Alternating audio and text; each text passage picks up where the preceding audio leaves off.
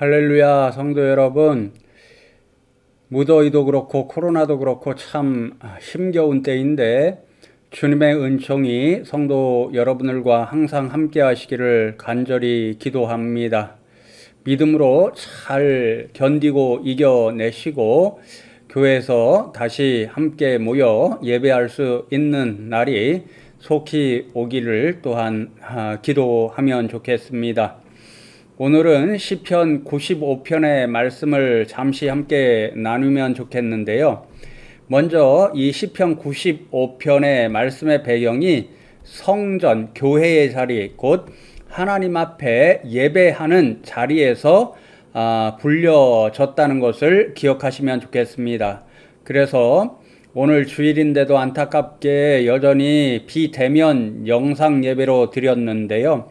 이 시편 95편의 말씀을 함께 나누면서 예배의 자리를 사모하는 그런 저와 여러분, 또 예배자에게 주시는 이 신앙의 교훈을 잘 새길 수 있는 저와 여러분 되면 좋겠습니다. 95편 말씀을 읽어보면 7절 후반절에 너희가 오늘 그의 음성을 듣거든 이렇게 말씀하는데요. 이 말씀을 중심으로 1절로 7절 전반절까지의 말씀과 8절에서 11절까지의 말씀이 내용적으로 확연하게 구분이 되는 것을 알 수 있습니다. 7절 전반절까지는 찬양하는 내용이고요. 후반부 8절에서 11절까지는 하나님께서 자신의 백성들에게 주시는 일종의 경고이자 교훈의 말씀입니다. 그래서 오늘 95편을 나눌 때에 이렇게 두 단락으로 나누어서 간단하게 내용을 살피고 교훈을 새기는 그러한 말씀이 되면 좋겠습니다. 1절로 7절 말씀을 먼저 보시면요. 계속해서 하나님을 찬양하자. 시인은 그렇게 노래합니다. 1절에 노래하며 즐거이 외치자. 또 2절에 시를 지어 즐거이 그를 노래하자. 6절에도 우리가 굽혀 경배하며, 그렇게 시인은 계속해서 하나님을 찬양하자, 하나님 앞에 경배하자, 그렇게 초대합니다.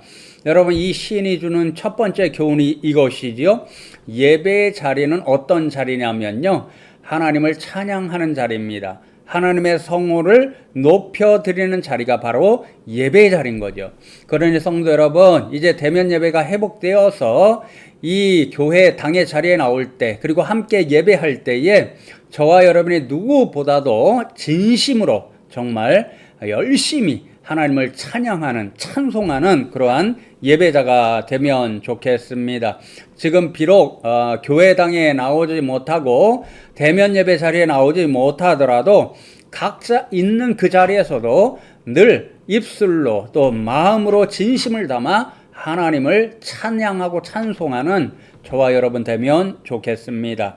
여러분 3절 말씀 보시면 시인은 여호와는 크신 하나님이시요 모든 신들보다 크신 왕이시기 때문이로다, 그렇게 말씀합니다. 히브리어 원어 성경을 보면 3절 맨 앞에 왜냐하면을 뜻하는 그러한 접속사가 있는 것을 볼 수 있는데요.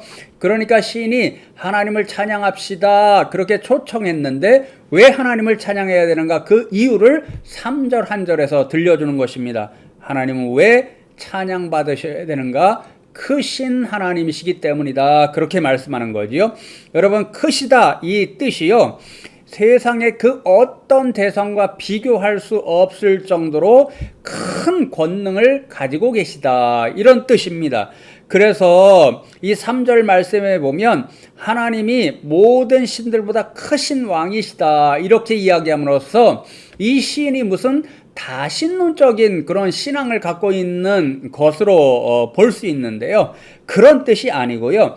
세상에 우상으로 섬김을 받는 신들이 참 많은데 그런 신들은 하나님과 비교할 대상이 못 되는 신이 아니라는 것입니다.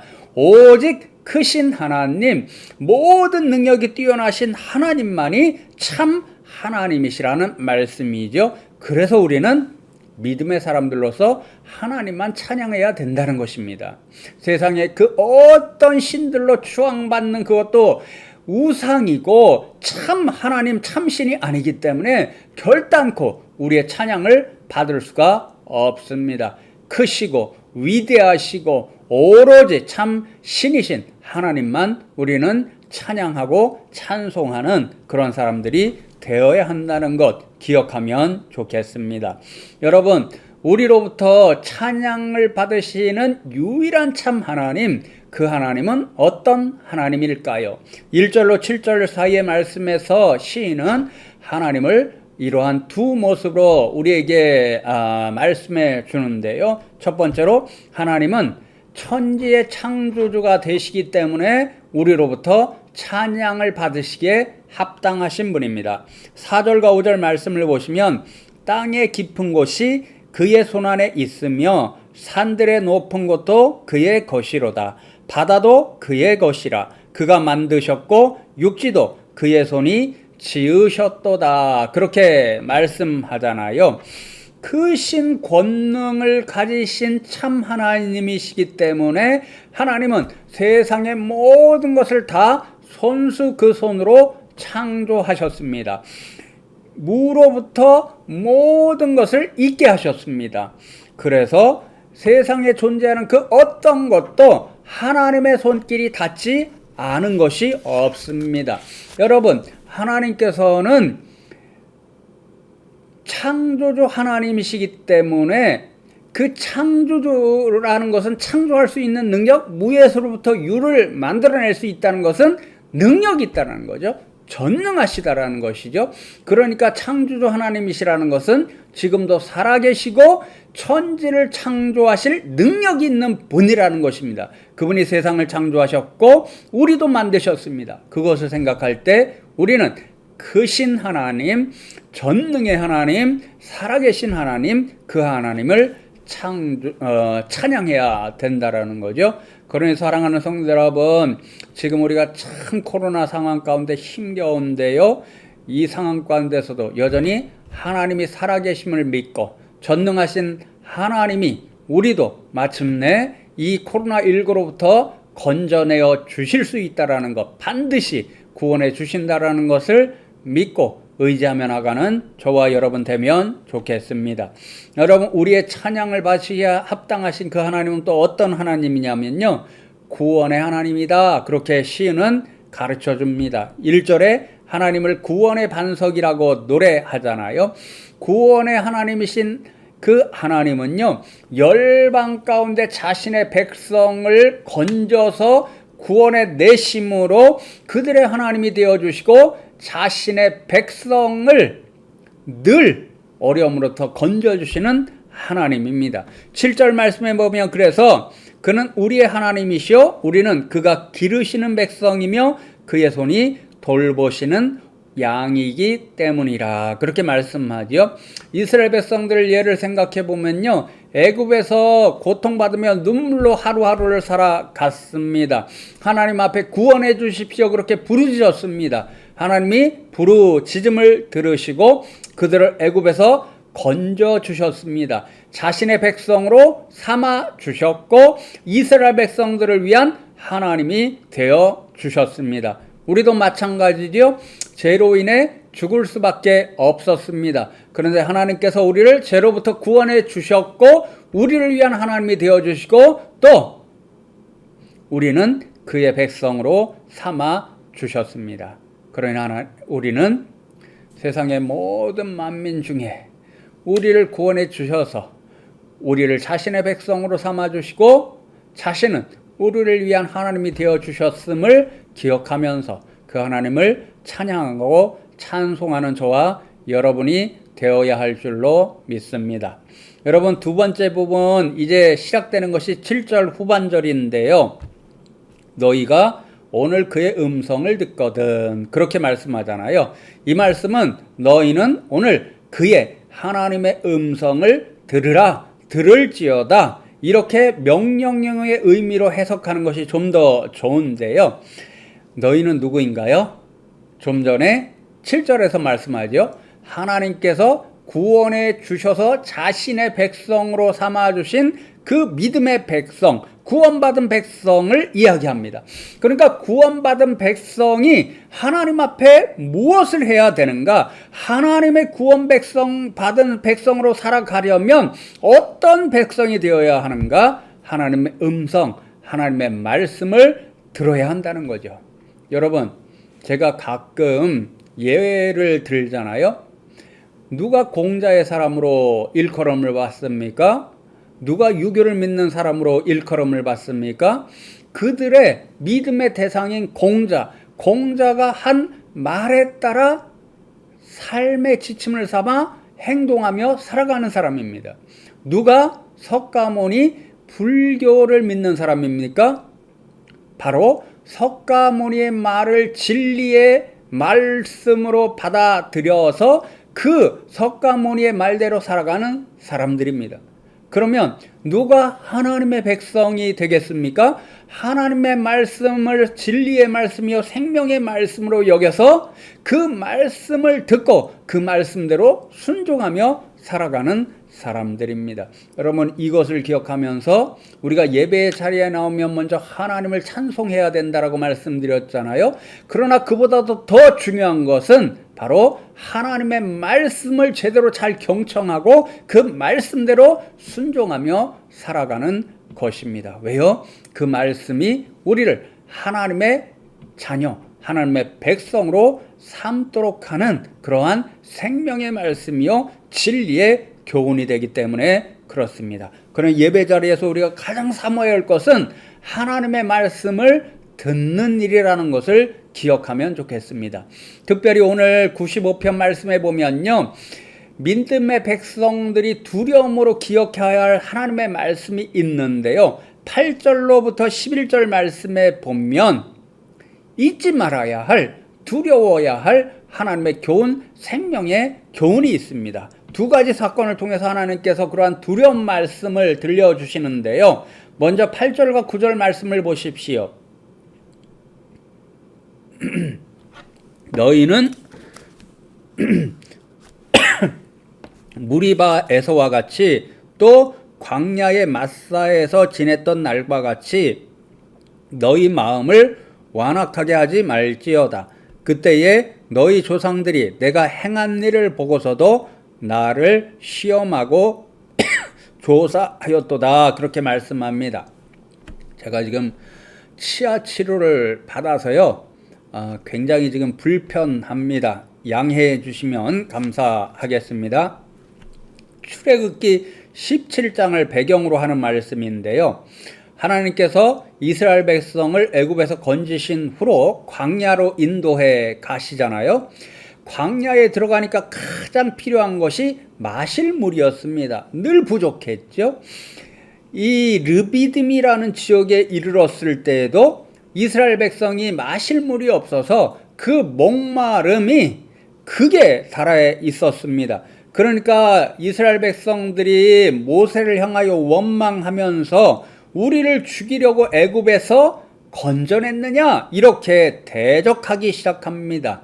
그것은 직접적으로는 모세를 향하여 있지만 간접적으로는 누구를 향한 원망이겠습니까? 바로 하나님 자신이죠. 안타까운 것은 얼마 전에 마라의 쓴물을 마셨을 때에 이스라엘 백성들이 목이 말랐지만 뱉어낼 수밖에 없고 그래서 원망했었잖아요. 그때 하나님께서 모세를 통해서 그 마라의 쓴물을 마실 수 있는 물로 바꿔주셔서 이스라엘 백성들이 해갈의 감동을 느낄 수 있었습니다. 얼마 전에 하나님의 손길만 닿으면 쓴물도 마실 물이 될 수 있다라고 하는 기적, 그 하나님의 행하신 일을 보고서도 이스라엘 백성들이 이 르비딤 지역에 이르렀을 때에 또 모세를 원망하고 하나님을 향하여 불평하는 그런 안타까운 일을 행한 것이죠. 그래서 출애굽기 17장 7절 말씀에 보면요, 그가 그곳 이름을 마사 또는 무리바라 불렀으니 이는 이스라엘 자손이 다투었으며 또는 그들이 여호와를 시험하여 이르기를 여호와께서 우리 중에 계신가 안 계신가 하였음이더라. 그렇게 말씀합니다. 여러분, 르비딤에 있었던 사건을 무리바 혹은 마사 사건이라고 그러는데요, 무리바는 다투었다는 뜻입니다. 물이 없으니까 모세를 향하여 막 원망하고 불평하며 다투었습니다. 싸웠습니다. 그리고 그곳에서 그 사건, 목마름의 사건을 통해서 불평하면서 하나님을 시험했습니다. 마사가 시험하다는 뜻입니다. 하나님이 정말 우리 가운데 계셔서 우리가 이렇게 목말라 하고 있는데 이 목마름을 해결해 주셔서 우리를 살려주실 것인가? 그것을 의심하고 하나님을 시험했다라는 것이죠. 얼마가 전까지 수많은 기적을 경험했잖아요. 애굽에서 10가지 놀라운 일을 경험했고 홍해가 갈라지는 그런 일을 경험했고 또 마사에서 쓴물을 마실 수 있는 물로 고쳐주시는 사건, 그 놀라운 일을 경험했음에도 불구하고 또다시 어려움이 닥쳤을 때에 하나님을 의심하고 믿지 못하고 하나님이 우리 가운데 계신가, 그것을 시험하는 어리석은 백성들이 되어 버렸다라는 거죠. 그러니 하나님께서 듣고 잊지 말아야 할 하나님의 말씀, 경고의 음성이 무엇입니까? 하나님의 백성이라면 하나님을 믿지 못하고 신뢰하지 못하는 완악한 백성이 되어서는 결단코 안 된다. 그러면 내 백성이 될 수 없다. 이 말씀, 이것을 분명히 기억하라 하는 말씀의 교훈, 생명의 교훈입니다. 여러분, 두 번째 사건은 가데스 바네아라고 하는 지역에서 있었던 사건인데요. 10절과 11절 말씀을 보시면 내가 40년 동안 그 세대로 말미암아 근심하여 이르기를 그들은 마음이 미혹된 백성이라 내 길을 알지 못한다 하였도다. 그러므로 내가 노하여 맹세하기를 그들은 내 안식에 들어오지 못하리라 하였도다. 그렇게 말씀하죠. 가데스 바네아 지역에 이르렀을 때에 하나님께서 모세에게 명령하셨습니다. 12지파에서 한 사람씩 택하여 12명을 하나님께서 주시겠다고 한 가나안 땅을 정탐하는 그 사명을 맡겨서 보내라. 그렇게 말씀하셨지요.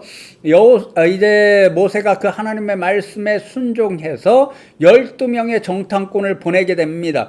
정탐꾼들이 정탐을 하고 이제 돌아와서 모세와 백성들에게 그 상황을 보고하지요. 우리가 잘 알고 있는 것처럼 여호수아와 갈렙 두 사람만 제외하고 나머지 13사람은요 가나안 땅 너무 좋습니다. 정말 젖과 꿀이 흐르는 땅입니다. 그런데 안타까운 것은 우리는 그 가나안 땅을 정복할 수 없습니다. 왜냐하면 우리는 그곳에 살고 있는 가나안 사람들에 비하면 너무도 보잘것없어서 마치 메뚜기와 같이 보여질 수밖에 없는 그러한 백성들에 지나지 않기 때문에 우리는 그들을 물리쳐 이길 수 없습니다. 그런 부정적인 보고를 하게 되었습니다. 그 보고를 듣고 이스라엘 백성들이 이제 또 하나님을 원망하는 거죠. 하나님이 우리가 애굽에서 잘 있었는데 왜 애굽에서 건져내서 여기에서 이렇게 죽게 하시려고 건져내셨는가? 차라리 우리 애굽으로 다시 돌아가서 종로를 타면서 살자. 그렇게 이야기합니다. 다시 한번 이스라엘 백성들이 하나님을 원망하는 그 이유 때문에 의심하고 신뢰하지 못하고 믿지 못하는 모습을 보여준 거지요. 그러한 모습을 보면서 하나님께서 분노하셔서 너무도 마음이 근심이 되셔서 다시는 이스라엘 백성들과 함께하지 않겠다, 그들을 버리겠다, 그렇게 말씀하셨는데 모세의 간곡한 기도를 들으시고 이제 마음을 돌이키신 후에 말씀하셨죠. 너희들, 나를 신뢰하지 못하고 믿지 못한 너희들은 한 사람도 저 젖과 꿀이 흐르는 땅, 내가 너희에게 주기로 약속한 그 가나안 땅에 들어가지 못할 것이다. 그렇게 말씀하셨죠. 그 결과로 40년 동안 광야에서 생활하게 되고 그렇게 하나님을 향하여 원망하며 불신하고 믿지 못한 그 조상 세대들은 다 그곳에서 죽고 가나안 땅에 들어가지를 못했습니다. 이것을 하나님께서 영적으로 가르쳐서 내 안식에 들어오지 못하리라 그렇게 말씀한 거죠. 그러니 여러분 첫 번째 사건 마사 무리바 사건을 통해서도 그렇고 이 두 번째 사건 가데스 바네아에서 하나님을 향한 원망의 사건 그것을 통해서도 그렇고 하나님이 주시는 경고의 말씀이 있습니다. 하나님을 믿지 못하고 신뢰하지 못하는 백성은 하나님의 백성이 아니라는 거지요. 그렇게 믿지 못하고 불신하는 백성들은 결국 약속의 땅에 들어가지 못할 것이다. 하나님 나라의 안식에 들어가지 못할 것이다. 그것을 기억하고 철저하게 하나님을 믿고 신뢰하는 백성으로 살아가라. 그것이 첫 번째 기억해야 할, 아니 반드시 기억해야 할 가장 중요한 하나님의 말씀. 우리가 청취하고 잊지 않고 믿음의 삶 가운데서 실천하며 살아가야 할 하나님의 말씀이라는 거죠. 그래서 여러분 히브리서 기자는요 3장에서 이 시편 95편의 말씀을 인용하는데요 이렇게 결론을 짓습니다. 히브리서 3장 18절과 19절 말씀을 보시면 또 하나님이 누구에게 맹세하사 그의 안식에 들어가지 못하리라 하셨느냐 곧 순종하지 아니하던 자들에게가 아니냐 이로 보건대 그들이 믿지 아니므로 능히 들어가지 못한 것이라. 그들이 믿지 아니함으로 능히 들어가지 못한 것이라. 하나님을 믿지 못하고 신뢰하지 못하던 이스라엘 백성들은 40년 동안 광야 생활하면서 마침내 들어가야 하는 안식의 땅 가나안 땅에 들어가지를 못했습니다. 마찬가지로 오늘날 이 시대 가운데 코로나19의 상황이 펼쳐지고 있습니다. 이스라엘 백성들이 경험했던 마사와 무리바의 그 목마름의 고통의 사건과도 유사하고 가데스 바네아에서 정말 10명의 두려운 보고를 듣고 정말 가나안 백성들을 무서워하던 그래서 우리가 도대체 이곳에서 살 수 있겠는가 그렇게 느꼈던 이스라엘 백성들이 경험했던 그 상황과 유사한 상황을 겪고 있는데 우리는 이 상황 가운데서 하나님의 백성이라면 어떤 사람들이 되어야 할까요? 믿지 못하고 불신했던 그래서 가나안의 그 안식에 들어가지 못했던 이스라엘 백성들 어리석은 그들이 아니라 이런 상황 가운데서도 하나님을 끝까지 믿고 신뢰하는 그런 믿음의 백성들이 되면 좋겠습니다. 그러면 하나님께서 약속하신 안식의 세계, 구원의 세계 우리가 마침내 들어가서 하나님께서 베풀어 주시는 놀라운 은혜와 함께 하심과 지켜주심의 그런 모든 것들을 맛볼 줄로 믿습니다. 이 어려운 상황 가운데서 하나님을 굳건히 믿고 신뢰하는 믿음의 백성들로 살아가시기를 주님의 이름으로 축복합니다.